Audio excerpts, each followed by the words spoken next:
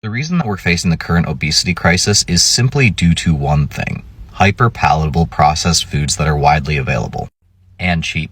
Hit the nail on the head here. In case you don't know the definition of palatable, it means pleasant to taste. So it's food that's easy to eat a lot of because it's pleasant in texture, it tastes amazing, it's easy to chew, and it's hard to stop eating. Hyper-palatable foods are everywhere, they're cheap, they're easy to get your hands on. But it's not just hyper-palatable foods themselves that are making us obese. A big part of it is the fact that eating them habitually changes your behavior. It gets you extremely used to getting a huge reward for little to no work at all. So instant first delayed gratification. It makes being able to get a huge rush of dopamine for nothing an everyday normal thing. In other words, it turns you into a glutton. And food is not the only problem. Even more so than food right now, this is happening with media. You open up your smartphone, you go on social media, and you can scroll non-stop for days on end and never see the same video twice. You can hop on Netflix and binge watch shows for days on end, and then this applies to convenience as well. So it's not just hyper-palatable foods, it's the fact that we live hyper-palatable lives. And I'm not saying convenience or pleasurable food is inherently bad. It's your relationship with these things that can be bad. And unless you want to be fat, broke, and depressed for the rest of your life, you need to realize that these things that give us pleasure and convenience come at a cost. And at the end of the day, you are the constant and you are the one who needs to control your consumption of it all.